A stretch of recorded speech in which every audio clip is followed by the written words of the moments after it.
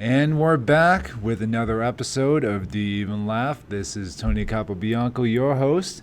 And my guest today, I've been wanting to get him on here for a while. And now I finally got him, one of my favorite people in the comedy scene here in Boston, Miguel Perez. What's up, Tony? What's good, Miguel? We were just talking off camera and off mic about one of the most necessary things we need, not just comedians, but people in general need to hear. And it's to let people know that they suck at something they do. Yeah. Yeah, it's a necessary thing. And especially, I mean, as far as we can tell, as far as comics go, having somebody tell you that you suck is a necessary, especially if you're new. Most definitely if you're new. You should just know you're going to suck. Your first year is just to, suck and have fun, really. Yeah. Get to know your way around. Your second year is when you really need to, pick it up and start working. Yeah. Yeah, I mean, I would say the first 5 years should be spent just making mistakes. Yeah. And not trying to take it seriously, because you and I have seen there's a wave, and not just here, but apparently it's everywhere. There's this wave of new comedians that thinking they're hot shit. Yeah. And I mean, as soon as they get up there, they're like, oh my God, this is great, and I'm gonna be up there, I'm gonna speak my truth. Yeah. And I was telling you earlier, it's I don't know what, I don't get what's the rush. Why do you want to be, why do you want 10,000 followers on Twitter on your first year, second year, third year, fourth year? Yeah, why do you need to be accepted? How insecure are you? Yeah, I mean, that's the ego being overblown. Yeah. I mean, part of me is like, okay, I appreciate the hustle and the hunger, but there's also the part where you have to put in the work. Yeah. And you're not going to get 10,000 within 1 year, let alone 10 years. Right. Yeah. But I mean, it's good. Don't get me wrong. It's good to be delusional. That's part of it. It's part of this. You have to be delusional, but you have to have a limit. You can't just fucking think you're gonna make it to stardom, just in 10 months, or after you graduate from your improv stand-up class or something like that. No. You have to work hard. Absolutely. You have to get out of your scene. Go try different scenes. Most people in the scene, in the Boston scene, don't get out that much. Yeah, I mean, it's something you have to do. You have to get out of your comfort zone and just go off, totally new. Just go out somewhere inexperienced, where you don't know anybody. I went out to Worcester. Yeah. And that itself is its own scene. Worcester is great now. Worcester is great. I will say that. I don't know who is responsible for it, but whoever did it just fucking, because I know they only had one show, and then that one show turned into different mics, and now they have now, like you said, now they have their own scene. It's really good. It's thriving a lot. It is. And I was just out there maybe a couple weeks ago, and I went to a Monday open mic just to check it out. And I didn't know it. I mean, I knew of people. I mean, I don't know any of them personally. I mean, I might know them through Facebook, but that's about it. And I go there, and it's damn. I mean, for one, these people are responsive. You will know whether your stuff works or not. And because you're working in front of a crowd. Yeah, and they stay as a crowd. Yeah, you're not working in front of fucking 20 comedians who are just staring at their notebook or their phone. Yeah, you're scrolling on Instagram. There's people there that are going to see comedy. Yeah, there are just regular people just standing by. And that's actually another thing. I feel like a lot of comics should. I mean, a lot should be doing, instead of just obviously go to comedy mics, but also go to mixed mics. Go to ones where there's music, poetry. Oh, absolutely. Whatever. Because those are regular non-comedian people. And comedians, as you and I both know, are the hardest people to make laugh. Yeah. And usually, if you're in a room just of strictly comedians and none of them are your close friends, then you're just doing it for a bunch of Easter Island heads, just people just blankly staring at you. That's another thing I hate, how cliquey it is. It is a little It's always if I don't know you, I'm not gonna laugh at your jokes. I'm like, dude, if somebody that I don't like is on and he says something funny, I'm going to laugh. I'm not gonna be no, I'm not gonna laugh at your jokes because I don't like you. It's no, dude, if I don't like you, that's another thing. But like, if you're funny, you're just funny. Yeah. I don't fucking get it. Yeah, funny is funny. I don't get why people don't do that. They're just like I've noticed there's a lot of people that don't like me that they're like I do shows with, and they see me on stage, and I always keep an eye on them, and they never laughing. I'm like, wow, that's weird, because I'm pretty sure whatever I'm saying up here, it's pretty fucking funny. Yeah, I mean, it's proven material. Yeah, and you're not especially laughing. if you're on a show, like Right. an actual show. I mean, if you're there, supporting the other comedians and supporting the show, then you could at very least, try to, do your part a little bit and laugh to, get the momentum Smile. going.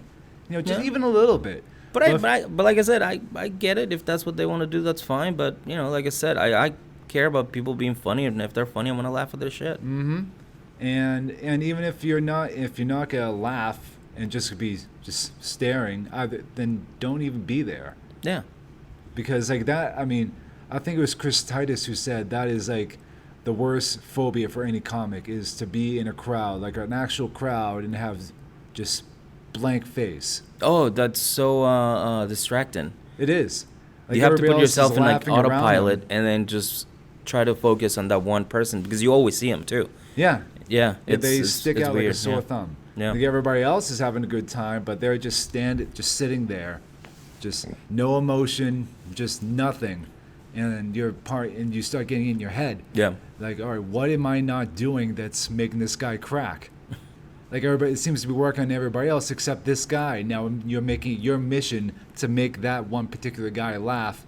Yeah. And if it doesn't work, then you get in your own head. Then you forget about everybody else, and the act ends up suffering. Mm-hmm. And I don't even know how we got here. We were talking about people Oh, yeah, who yeah, think yeah. they're hot shit. Yeah. So it's just a new wave of comics. I mean, But like again, I'm only I like I've been doing it 6 years. Yeah. You've about the 6 same. years, yeah. Yeah. So even though we're technically 6 and a half new, now. yeah. So even still, that counts as I guess new. But Yeah. Oh, yeah, we dude, still it's have, like- I mean, yeah. we still have experience and a little bit of wisdom under our belts. But We we're not definitely gonna- have I'm not gonna more ask- than the new people have. Yeah. I Like mean, way more. yeah.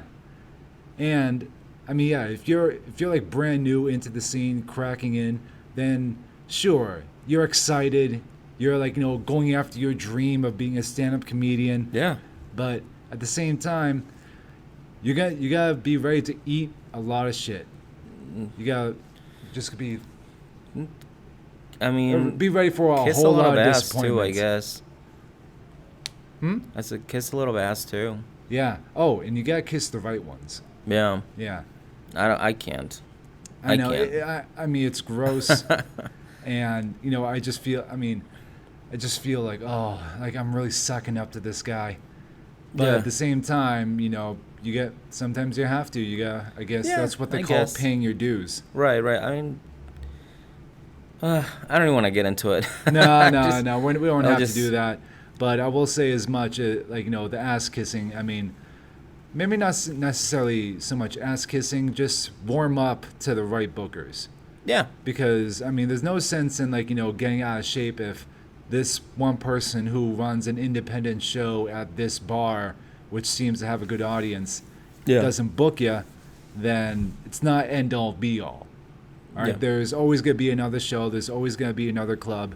Don't get bent out of shape just because one person Right. hasn't booked you yet. That happened to me when I was like a diehard for the Tuesday nights at Stadium. Mm-hmm. And I was there for the open mic when it first was just a mic. Then it was the Stadium, the show.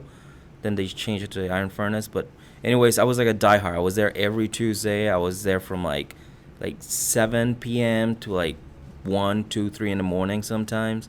Every Tuesday, just died. Just even if I wasn't on the show. And then little by little, I started getting less dates in there, and I felt like I was getting pushed away.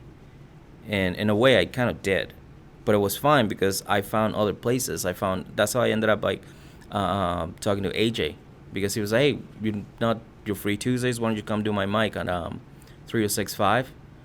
Is that right? 3065. Yeah, Does place that sound down the right? Cape. Yeah, And 365 Live.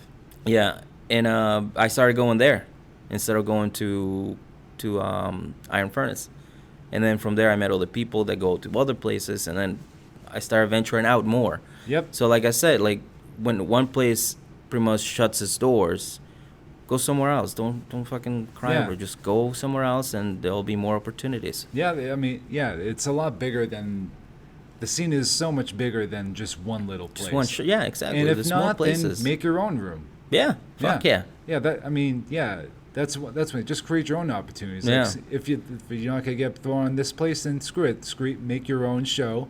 Go to a place, get stage time, and soon Yeah. people will like gravitate towards you. And make sure that the bar is not in debt, so they don't have to close it. That R.I.P. too. Beacon Street Locale. I fucking miss that place. Yeah. Yeah, it's been a while since. It's almost a year. Has it? Yeah. Uh, Yeah, it's been a while, dude. But that was probably the best thing I've done. It gave me so much experience on how to run a room. oh yeah. I mean, I too have had. Yeah. I think every comic has to do it at least once. Yeah, you have to run a show. Yeah, or run a a mic. show, run a mic, just so you know how it stands from their perspective. And I will say, like one of the ones I did was down when I was living near Brockton, was I had this place. I did a place called Tamboo. Oh yeah. Yeah, it was a Haitian restaurant, which on the inside is perfect venue for it, but unfortunately, I mean, it's like downtown Brockton, and not everybody's like willing to go there on like a Thursday night at 9:00. Yeah. Yeah, I hear you. which is unfortunate, but inside was great, but just didn't have the wherewithal to keep it going, and Yeah. eventually it just kind of stopped. Yeah. And you know what? I was actually kind of glad because, for one, yes, I had the opportunity to book a show, make my own show, and run my own mic. But at the same time, I was kind of glad because, you know, if it's not going anywhere, then just cut the cord. Game over. Yeah. Move Accept on. defeat. Yeah. And so I now agree. you know. Yeah, that's how it is. And I feel, yeah, it's like, Do you remember my mic in Rockland? yes, That garbage mic? that place only ran for like, what, 3 weeks? Well, No. I did it for like maybe like 4 or 5 months, and then the lady, the bartender, she was just fucking rude. She was Yeah. rude as fuck. Like I would show up every Monday, and she'd be like, "Oh, you still doing that?" I'm like, "You're a cunt. You're a fat old cunt." And then one day I just didn't go. Yeah, I remember. I remember just you didn't did go. I remember it happened first in the main room, Yeah. but then it was moved to the back room. Mm-hmm. And I remember I mean, there was one mic where there's these mirrors in there, so we did it like we were the Californians on SNL. Yep. Yeah, like you like you were on the mic and we're just like looking at your reflection From behind the mic, you. yeah. Dude, yeah, that place sucked. It That place did. was awful. But stage time. But yeah, it was stage time, and it was fine. Yep. I learned from it. Yeah, we were like what, 3 years? I was like 3 years in. Yeah, it was about 3 years Maybe- in, and maybe like we ate a lot of Yeah, 2 shit. years We in. will continue to eat a lot of shit. Yeah. Oh, But I'm still especially at the beginning, Yeah. and that's at that point you'll discover whether or not you have a tolerance for this, Mhm. because as you and I have both seen, once you know, if you go to some place, if you're new and you start getting a little too comfortable, it's like, oh, like I made my friends laugh, who are also other comedians. Like, great, now do that in front of regular people. Yeah. Can you make them laugh? Yeah. Can you do that in front of like just Joe Schmuck? And by the time they do it, it's just like nothing. Like, can you do a VFW show in like Marlboro? And I don't think you can. Yeah. And I'm sure you both. I mean, Yeah. both You have to have get seen out. It. We've both seen it. Dude, every time I meet a new comic, I always tell them, like, dude, go to Providence, go somewhere else, go to Worcester, go to New Hampshire, go everywhere. Don't stay here. If you stay here, you're just gonna fucking be funny around here for people, like, in small groups. Like, you want to be funny to everybody. Go out everywhere. And when I went to Montreal, I told the same thing to one of the guys. I was like, yeah, this is, fucking, you gotta go. You gotta go check out different scenes and just check it out.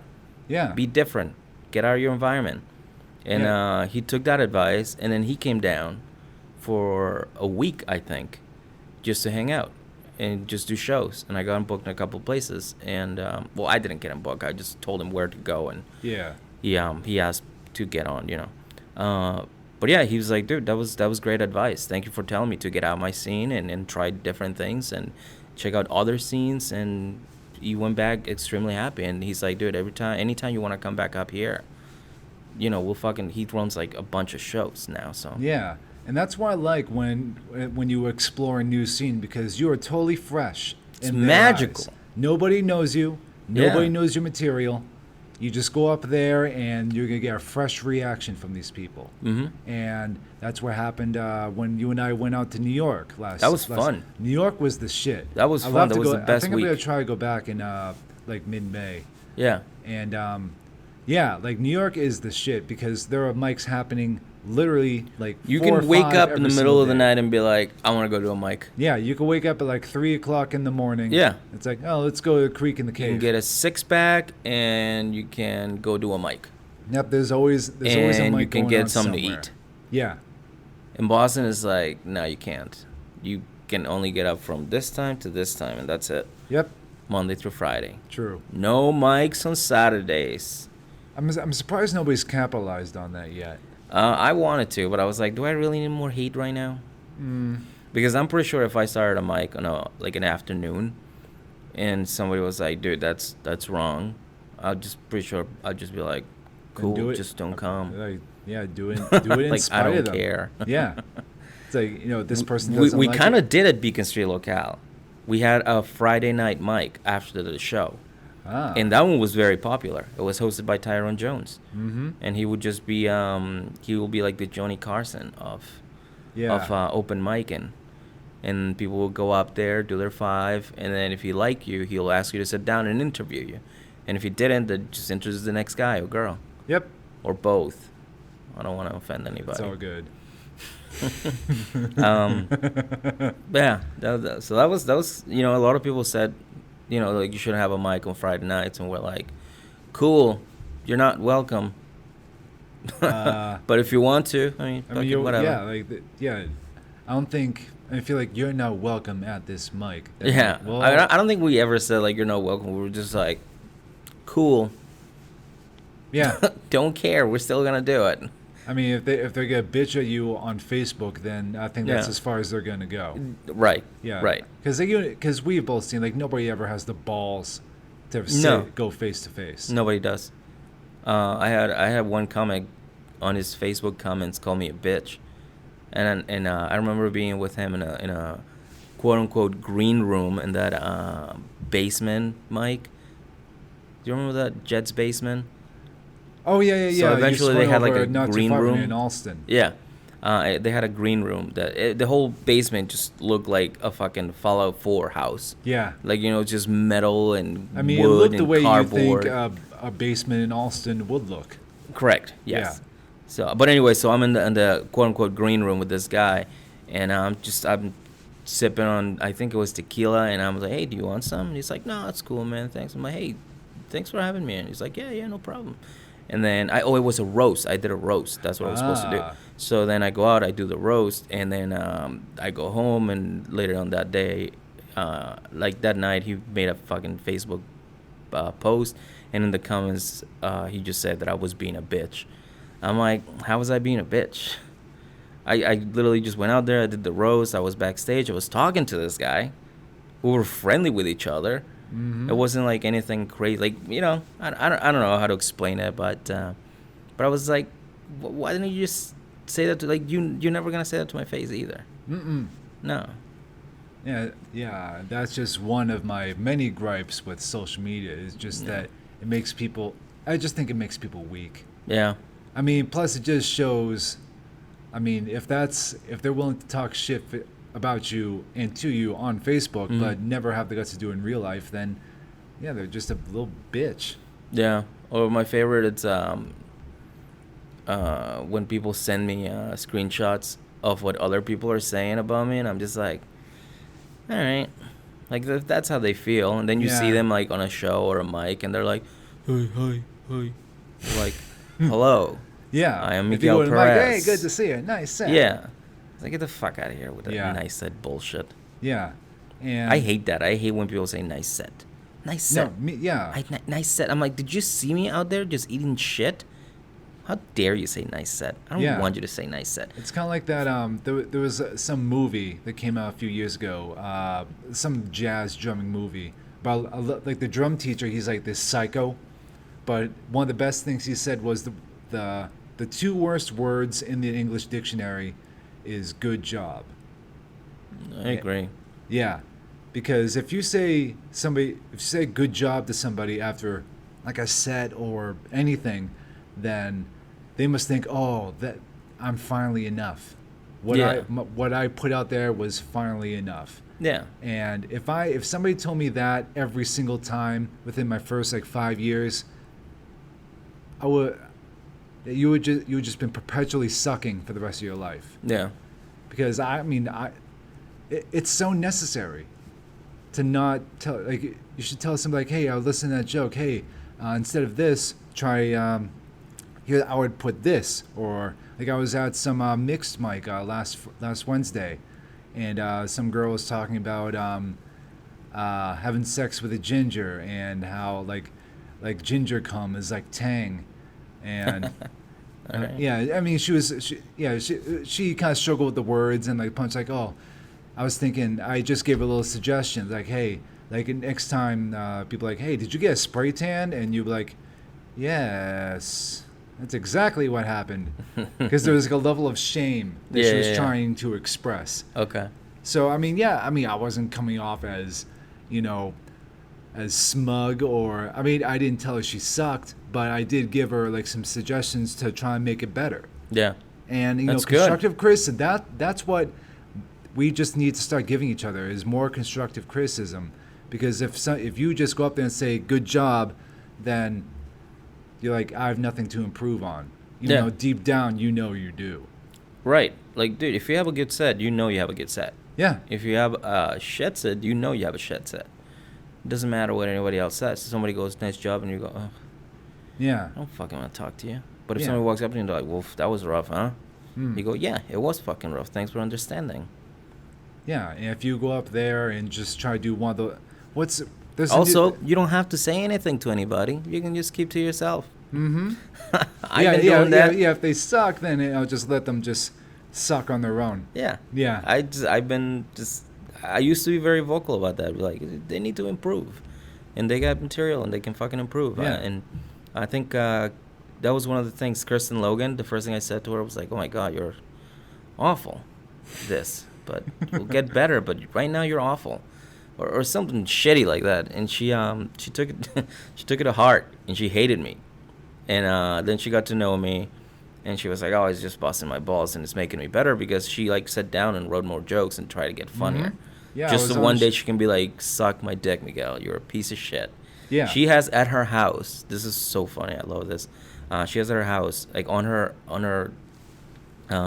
like a bookcase, she has a picture of me that I sent her one day, that just like, it's like me giving a thumbs up and winking, and then above it says quit comedy. And she like framed that shit, and she has her in her house. That's good. I like that.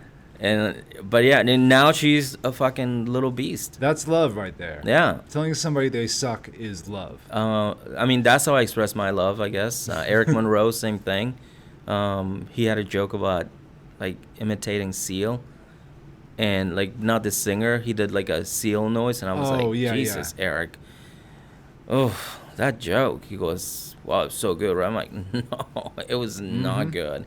And yeah, and then he's the producer for our podcast now. Yeah. And we've been friends. I was hanging out with him last night. We went out on that wasn't a double date. We were just hanging out. Yeah. My girl and his girl and him and me, and it was fun. But dude, that's how I make my friends, I guess. Yeah, but I mean, hell, we do it to each other all the time. But again, going back to that whole thing, is like, that's, you got to tell somebody. Yeah, you have to. Yeah, I mean, it's weird because I'm like contradicting myself. Like, you don't have to, but you have to. And well, it's recommended, or you should. Right. If you want at the beginning, you should improve, then most definitely tell them. Not necessarily tell somebody they suck and they're terrible, but just be like, hey, I'll get better. Yeah. You know, that wasn't your best, but it will get better. Just keep working. Yeah. And if I you wish know somebody it did and that I to know me. it, then yeah. I think Alan was mean to me. EJ was mean to me. But then eventually they're like, yeah, well, he's new. He sucks, obviously. Yeah. Speaking of which, I remember the EJ roast, which ended up turning into the Tony roast. Yeah, that was brutal. Thank Yeah. you for bailing me, by the way, because you were awful that night. I was. You took a beating, too. Oh, I did. Yeah. I was not ready for that at all. No. I was just go up there, do like 7 jokes, and get out of there. But no, it turns out everybody turned all their attention towards me for some reason. Yeah, that was a very easy target. Yeah, I was an easy target. Yeah. And then afterwards, we went and hung out to some bar, and Alan and EJ told me to kill myself. And Yeah. That's how it goes. I ate it bad that night. Nothing I said landed, and whatever I did sort of landed. It was like, I took that as an ovation. Yeah. That was the extent of my effort, as you will. But like I said, you bailed me because I was doing pretty awful that night. Oh yeah, you coyote uglied out of there. Yeah. Leaving everybody's It just left you where to die. I was like there. the only target left. That was fun, dude. That was really fun. It kind of was. Yeah. Yeah. And yeah. So if you look back on it, it did feel like a little It did necessary. help us, I think. That's how you cut your teeth. Yeah. It is. Yeah. So you learn about yourself too. Yeah, you just I learned that my bald spot is a lot more prominent than I thought. Yes. Yeah. That's still a big topic Mm-hmm. discussion, Tony. I We bet. need to shave that hair. Nah. I You did the shave ball. it. I did the ball thing and it wasn't really working out. So what are you doing now? You covering it? Yeah. And I'm Yeah. taking serum and pills, and I wear some looks like a stormtrooper helmet. Yeah. Yeah, it's like laser therapy. It's a real thing. Nice. So maybe it feels like spying on me. Nice. I think I'm trying to contact the mothership with this thing. I'm But- growing a mullet. Oh yeah, a mohawk mullet. No, it's just a mullet. Is it? It's I'm shaping it to be a nice haircut here and then just fucking. You're purposely growing a mullet? Yeah. Oh yeah.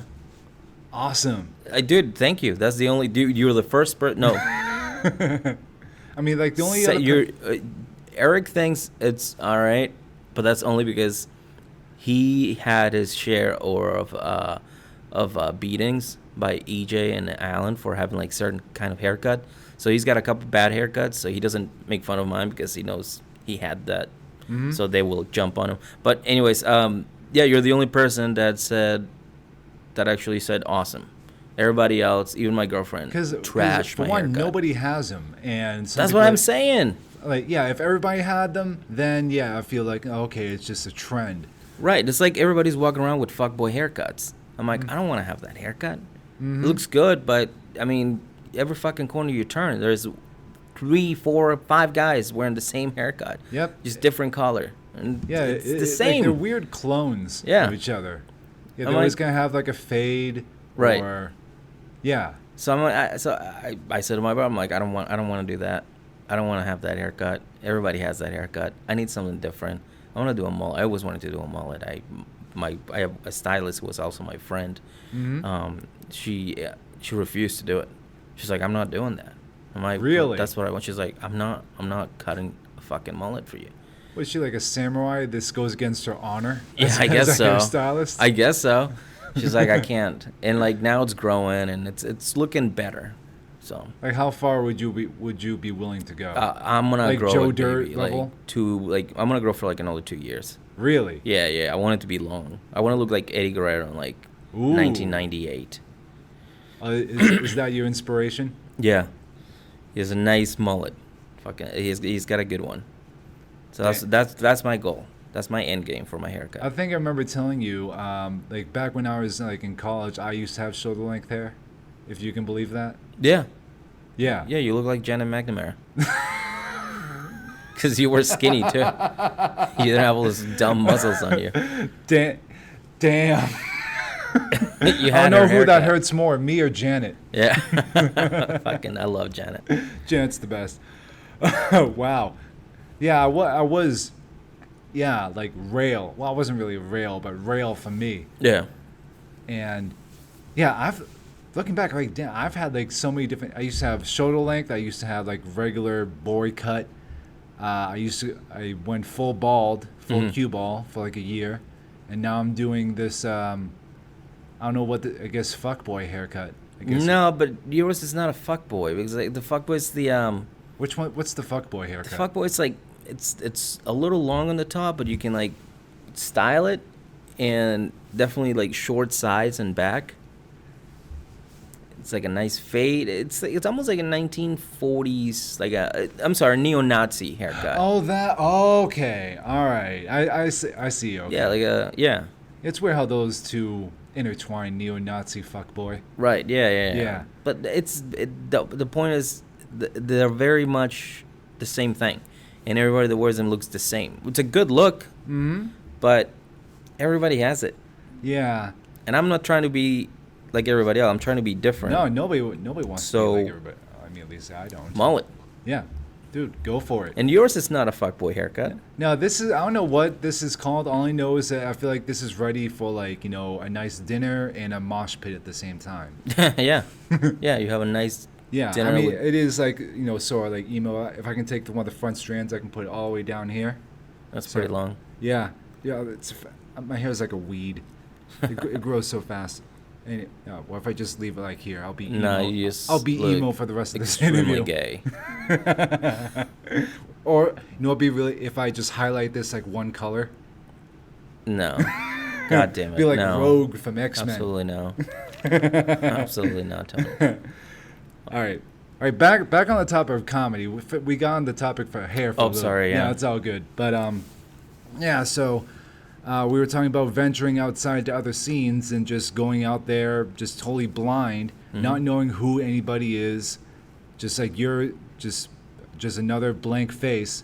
And as like when we went to New York, we didn't know anybody. Nobody. We didn't know anybody. Nobody knew us. Nobody knew our material.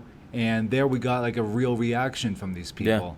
And some were just like... You had some great sets. Yeah, we had some good times over there. We went to... we spent almost a whole day at the Creek in the Cave on Sunday. Yeah. Which had like 3 mics going out the same... Like, you know, throughout the entire day. Mm-hmm. Then we went to... let's talk about when we went to Gotham for the NBC thing. Oh, man. Oh, yeah, what a adventure that turned out to be. I was having such a good time, and then I was like... I think we walked by the venue. And we saw people online. Yeah. And we're like, oh shit, should we get online? Like, should we get in line? Yeah, and, there were people camping out. Yeah. There was people already before. waiting. Yeah. And like it scared me a little bit because I'm like, fuck, I don't want to travel all the way here and then just not be able to get in. So why don't we just camp out as well? And I think I ended up going back to the Airbnb to get us clothes, maybe. I think you went to get like jackets or umbrellas or something. Right. It wasn't even gonna rain. We weren't expecting rain. We weren't expecting it, but yeah, it was really bad rain for like. Dude, everybody was soaked. Everybody got soaked. It was disgusting. Yeah. And I would say we spent, 12 hours outside that place just to do 1 minute, by the way. Yeah, just to do one goddamn minute. One measly minute. So, yeah, I remember we spent 12 hours camped out there. I might have maybe I was lucky with maybe an hour of sleep over the course of 12 hours.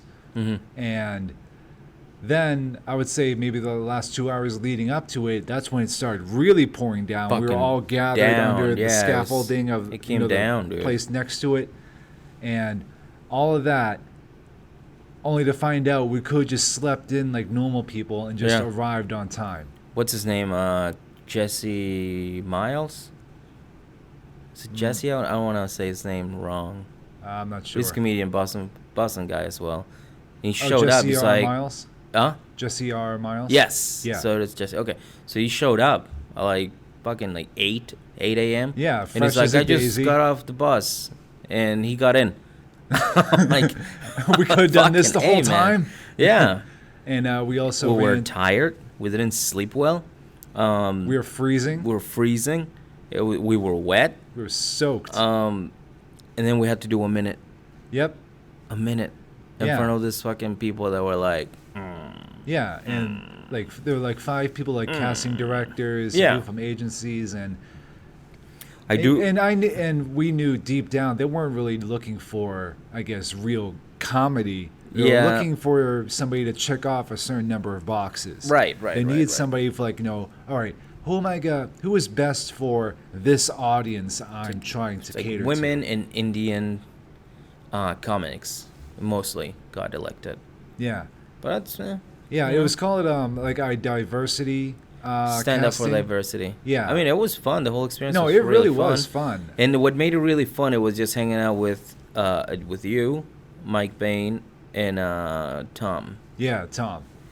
I didn't know he was living in New York at the time. Yeah, he lives in New York now. Yeah. Well, he's been living there for a while, but Yeah, I remember us just kind of screwing around. It was called Stand Up for Diversity. I'm looking around. I'm like, I'm one of 8 white people here. So I'm like, I think I stand a chance. And you're the only Mexican dude. So like, you really would have. I would have, but I was too. I tried to fit in too much in 1 minute. Yeah, I mean, I for tried one, to do it's 3 impossible to mash in to be really, really funny in 1 minute. Unless you're really good at one-liners. Yeah, Then it can't be done. the one dude that I will never forget him. And this is why his performance was just so terrible, and it was like the longest minute I've ever seen anybody do. So, right, so we suffered the rain, the cold. Everybody's tired. Nobody's getting any sleep, and they call this guy, and we're just watching him, and he goes up to the mic. He takes out the microphone, and he goes whoop, and he gets closer to the mic I stand. remember this guy, yeah. And he like pretended that his nose got stuck in the mic stand, and the whole time he's holding the microphone close to his mouth, and he goes this thing right here. Oh, I'll get it. Oh, don't worry. I'm like, dude, you waited all this time to do he was that? out there with us to do that. That is your best material. You waited in the rain and the cold. You had lack of sleep, and you walk in there and you do that. Yeah. Like, I honestly, I thought that was so funny, but not in a good way. No, it was so bad. It was just like, it was so bad that I was like, how? Are you fucking kidding me? Are you fucking? And it was, dude, and it was a whole minute of that. Yeah. He didn't like get his nose It out of there. didn't get any better. until- It didn't get any worse. It just stayed not It funny was just the a whole time. flat line of nothing. Yeah, it was just a minute. It was like a long minute of just nothing. And that's what you're here to give, these fancy casting directors. Yeah. Just your nose on the fucking thing. Yeah. That's entertainment, baby. Dude, that was, I couldn't believe it. I was like, Yeah. here I am trying to fit my best 3 jokes in 1 minute, and this guy's getting his fucking nose stuck into a mic stand. But again, that was fun. Yeah, That was a really fun. good experience. Then we went to I don't think it was that day. It might have been the next day. We went to the Comedy Cellar, Yeah. which is legendary. Yeah, that's the Mecca for us. Yeah, Yeah, that's it that's is. where we want to work one day. Yeah. I mean, yeah, remember we, who else? It was, I remember Bobby Kelly was there. And, Fucking killer. yeah, I mean, he just laid waste to that place. Who else was there? Keith Robinson. Keith Robinson was there. Did you ever just wake up in the morning and just go, what the fuck? He's just so angry all the time. What the fuck? Oh, the way he said it was Exactly. just perfect. Yeah. He Because just you can wake tell up he- and like, what the fuck? Like he had the right amount of anger. Oh, dude, it was great. That was fucking. I And can't wait to work that place. and what's his name? He did a surprise guest spot. Indian dude. You remember? Oh, Aziz Ansari. Aziz, yeah. Aziz came and did guest spot, and he was all right. Yeah, I the mean, whole place fucking lit up. Oh yeah, everybody was like, "Oh my god, it's Aziz!" Yeah. And this is like post. Yeah.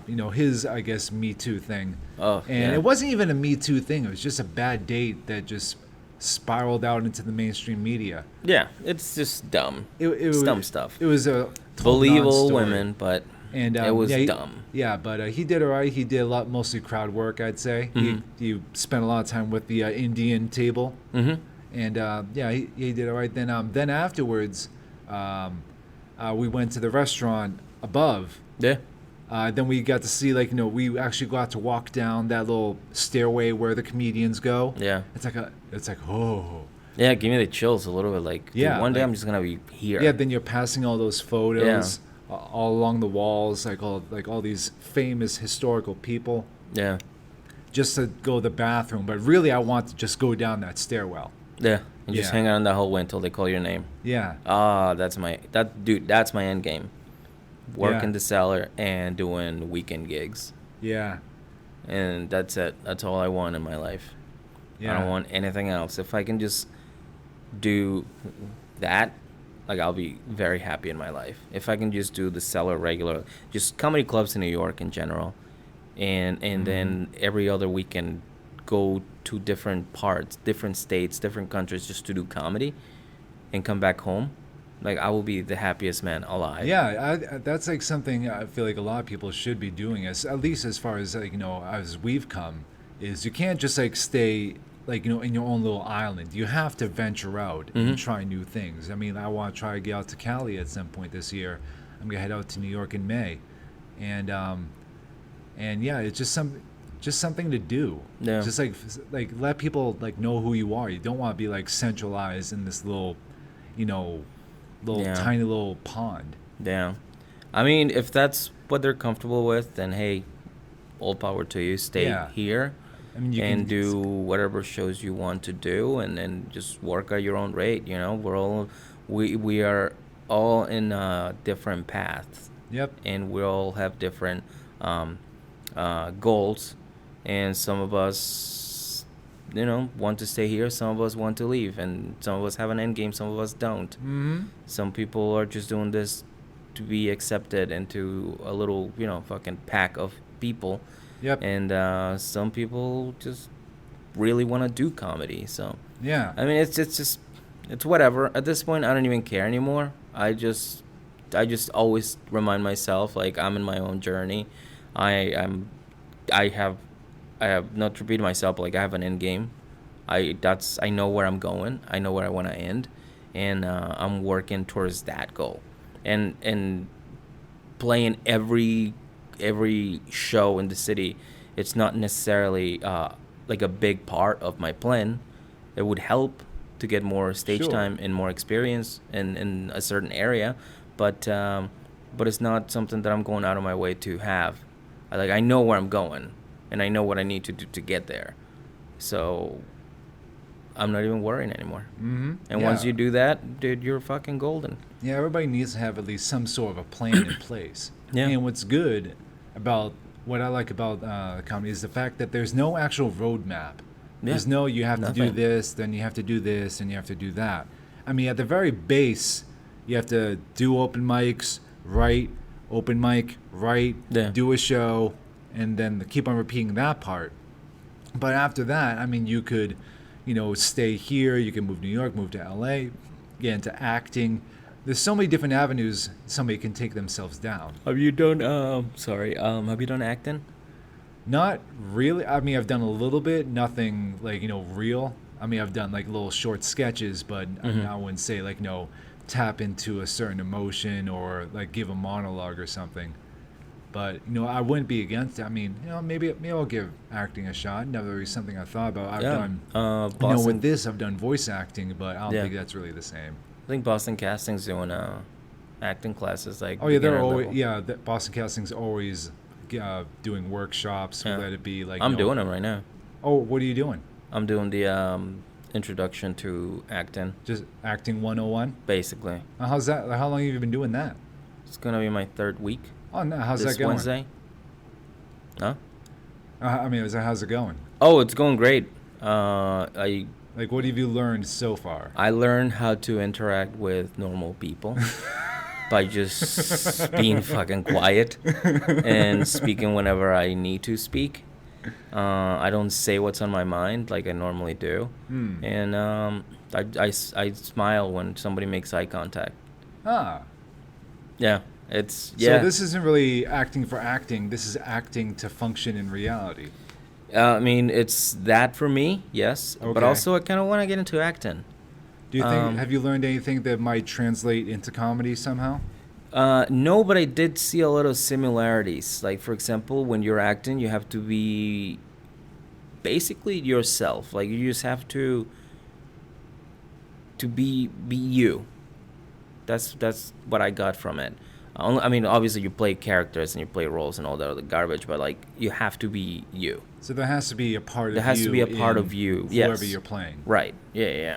All right. So Which is, it kind of translates to comedy because I mean, not translate, but it's kind of similar to comedy because when you're on stage, you want to be yourself up there. You don't want to go out there and tell your set like it's a routine or like you're a fucking robot. Like, you want to sound as natural as possible. Like you're doing it for the first time. Right. So, I mean, it's got that. I did some. I'm doing a lot of stuff, but I've been doing pretty good. Okay. I think the teacher likes me. So do you ever do they ever put you like in some like random scenario like, okay, you're in We had you're to do on a pirate ship. We had to do a little improv, so that was my scene. I did a scene with this lady, and she's an older lady, not older, but she's a mature woman. Okay. She's in her 50s maybe, and she's a lawyer. So I said, oh, well, what if we do like a scene where I'm a witness, but you crack me, like, I crack. And I just start telling everything, and then you crack the case. And she's like, I don't know about this. I was like, well, what if you're my mom, and I come out to you as gay, but we're, like, super religious, so you're not okay with it. And, like, we get that, like, you get down on your knees, and you bring me down to my knees, and we start praying, try to pray the gay away. And she's like, I like that, but it's just, like, I wouldn't care. I'm like, yeah, I know you wouldn't care, but we're acting. Yeah. She's like, well, it's just not my son. He's gay. When he came out, I was very happy, and I'm not that real. I'm like, again, we're acting. So when we were about to do our scene, I was like, hey, you know what? What if at the end you just go, I'm just kidding. I knew the whole time you were gay, like, and just kind of give me relief, and we just hug, and then boom, scene. And she was like, yes, that would be great. That would be amazing. So then we do the scene, and everything went fucking great. Now, everybody were you serious when you were playing your character, or were you like, I want to frolic through fields of penises? No, I was serious. I feel like that would be something you would do. Yeah, no, I wish I did, but no, I was trying to make like a dramatic scene because I knew everybody was gonna go for funny. So you were like, "This is us" level dramatic. Right. I'm like, I want drama. I want people to go, oh my god, what happened? But people actually kind of laughed a little bit, and but it had the drama of like me saying, hey, listen, I'm gay, and my boyfriend's coming over for dinner, and she was just like, oh no, it's not. What I don't remember what she said, and when she got on her knees, she like pulled me down to get on my knees, and we started praying. I was like, listen, I'm gay, and my boyfriend's coming over. I like dudes, like I like man. And I know it's weird to say right now, but well, it's because I know you. So. Yeah, I know. Yeah. and then everybody else did their scenes, and the teacher was like, I think the most memorable one was you two, like me and this older lady, and she goes, the part where you go on your knees. She was talking to the lady. Her name is Margaret, by the way, and my teacher's name is Jen. So Jen's talking to Margaret, and she goes, that scene where you went down on your knees, that was like a really nice little detail, like nice touch. And she goes, that wasn't me, it was him. Like, he's the one fucking did the whole thing. I'm like, yeah, I am pretty fucking great, but yeah. I don't know. They're very nice. They give me a lot of compliments, and I don't know how to take them. So. So now we're treading in this territory all over again. Yeah. It's like, how do you take a compliment? Like, is it genuine? Yeah. Or it's like, yeah. But like I said, I guess I'm acting when I take a compliment. Cause I'm like, yeah, thanks. Oh yeah, you'll just it's extra acting exercise. Yeah. You're getting extra credit. I'm doing extra work. For pretending to accept a compliment. And we had to do a commercial last week, and this week we're gonna do like a little scene by ourselves. All right, so this is like all part of the course? Yeah. Nice. So it's like day one, you were acting. Nice. So I think it's like 8 weeks of that, and then I'm an actor. Oh, that's how it works, you can right? slap that on your resume. Yeah. Yeah, I'm an actor now. I'm an actor, and Yeah, I've done like 3 classes. I'm pretty much. I'm like, pretty much an actor now. Yeah. I mean, Yeah. where's your Oscar Yeah. now? You know? And yeah, it's probably coming. I mean, did you not hear that performance that I did in my first class? Yeah. I'm on my way to practically going. ready for the Oscars. Yeah, I'm gonna change my Facebook profile. Comedian, actor, writer, fucking podcast host, improv. Yeah, I'm just gonna do. It'll all just the, be a picture of you with like your hand on your chin. Yeah. One of my credits is gonna be Miguel opened the door for Julian Merriman one time at Highland Kitchen. Ooh. And he was like, "Thanks." Ooh. Wow. Yeah. All right. I literally opened for him. Yeah. I opened Not the door. Not necessarily on stage, but you opened the door for him. I did. Yeah. Yeah. It's one of my credits now. It counts. It counts. Everything counts, dude. Yeah. I hate new comics. I'll have you know, I was on the Jumbotron at the TD Garden. Oh, yeah, you were on TV with the Celtics? Wow. Oh yeah, dude. We can probably find the night that we went to the wrestling show. We were down probably in on Mexico? TV. Yeah. Oh, yeah. Because it was Jenna, Kelly, my uncle, his wife, and myself that we were like all like in the same row, and you can see us on like the big screen and TV. And I took screenshots of that, and I'm Televisa, that's the biggest TV network in Mexico, and every Latin American country. Every country in Latin America watches that show. So when they watch wrestling, they watch me. So I'm an international comic who's worked for Televisa. And, yeah, that's it. It was so loose with credits now. I hate it so much. I remember a few months ago I did the Choco Challenge, which, if you don't know, that's where you take a little chocolate bar and infuse it is the world's spiciest pepper. It's like the Black Reaper scorpion pepper. We talked about this. The California Reaper. And yeah. And apparently we found out we were not supposed to eat the whole thing. Ooh. But we did the Facebook Live here at AAF, and I got a message from somebody from Dateline saying, "Hey, can we use your footage for a report?" I'm like, oh, okay. And then I see it. I see me.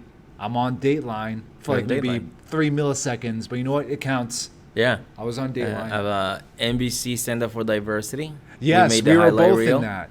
So we're on NBC. We can have NBC, that. yeah. You can say NBC now. Ring of Honor TV.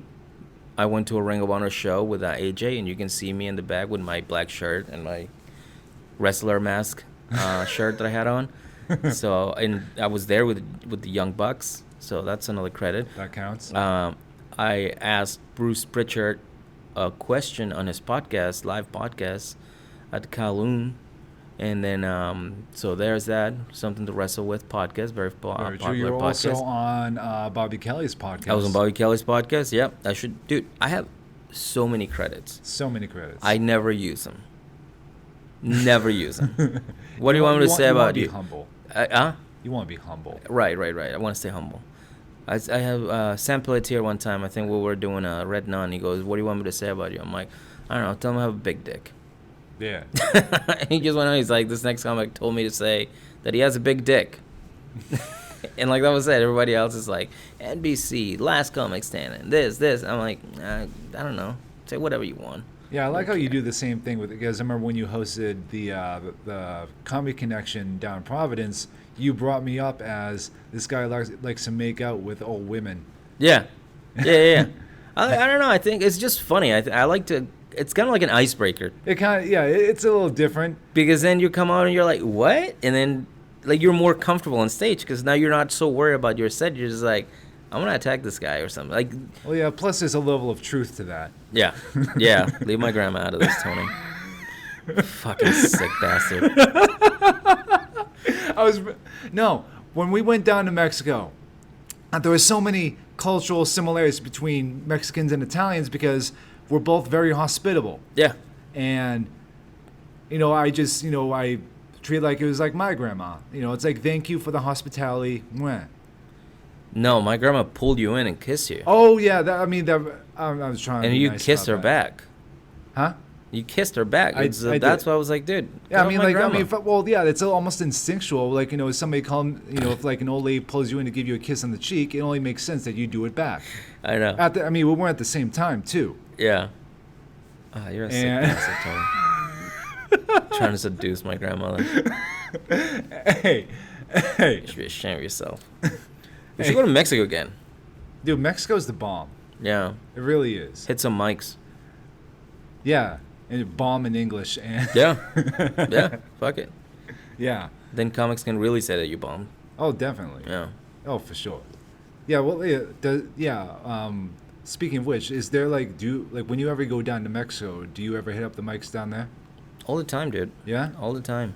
I've done shows. I've done a weekend show once. Mm-hmm. Other than that, it's just mics. Just But mics. it's better because the scene over there is new, still new. It started in 2006. Oh, so Stand-up it's that comedy new. started in 2006. Wow. There's comedians, but then there's people that do stand-up. So they're different. They different. They consider themselves different. They don't call themselves comedians. They call themselves stand-ups. Ah. Which is weird because I'm over there like, I'm a comedian. They're like, Yeah. we don't like you. You Yeah, tell it's jokes. a We weird tell facts line. about our lives. I'm like, all right, hipster, fucking calm down. So they've only been around 2006 already. You're getting the alt crowd. Yeah. Yeah. And this one, it's funny because like I hear bits that I've heard here before. Oh. Like here. But I hear them in Spanish. But I don't think it's because they're stealing necessarily. I think it's just Parallel they're living thinking? in the culture that they're living in right now. Ah. It's like very open, very very what I call it, like open-minded and hipstery. Okay. So they come out with like almost the same jokes Ah. because their lifestyles is like almost the same. All right. Yeah. Yeah, it's interesting that it's only been around since 2006, and already they're getting that weird divide Yeah. between stand-ups and people who's like, I'm a comedian. Well, yeah, Like, no, this there's is like art. real comedians before. They go on stage, they tell jokes, and they would write jokes, just like jokes, like like fucking Lil Jon has 3 fingers, and he whatever. They just write jokes, not about themselves. They just write. Oh jokes. yeah, just like street jokes. street jokes, basically. Yeah, They would like, write that, or Like an easy one is Right. I don't sniff cocaine. I just like the smell of it. Right, like that. Yes. Yeah, very very street jokes. Yeah. Okay. So, that's what comedians there do. In All right. stand up, they do basically what we do. Yeah. So they're different. So yeah, they go. So the stand-ups actually go a little bit more personal. Yeah. I see. Okay. Yeah. Yeah. And I'm trying to like adapt to that too. I'm like, you know what? I don't do comedy. I do stand up. I do stand up comedy. I don't do just comedy. I do stand up comedy. Yeah. I'm trying to like add that stand up to it. Yeah, bring that element. Bring that back, down yeah. there. Yeah. Now, do they have it? Well, they have like actual clubs now. We didn't really hit any. Well, we were too busy We taking tried, in. but yeah. We were too busy actually taking in what you say the real Mexico. Mm-hmm. So we weren't necessarily being too touristy. Mm-hmm. You just took us to just little hole in the wall places, and you took us to that luchador. Yeah. Yeah, the The arena. wrestling place. Yeah, it's one of the oldest Which- arenas. That place was. What I liked about it was. I'm not a wrestling guy. But compared to American WWE versus that, Yeah. they just get right into it. Yeah. Up here they got build all this drama. They got to call each other out. They got do a little back and forth. Whereas down there they just get a fucking running Just start. out and let's fuck and- shit up. Yeah. Yeah, dude. Mexico is. I'd love to go back again, but also, what I would like for us to do is, if we're gonna go international again, I suggest we go to England. Oh, I would love to go to England. Yeah. Yes, Yeah. I would Check absolutely out the love scene that. up there. Yes, I want to check out that Jolly scene. old England. Yeah, that's one scene that I definitely want to check out, like within the next 5 years. Oh yeah. Definitely want to go there. Because have you heard people with really hard British accents? Mm-hmm.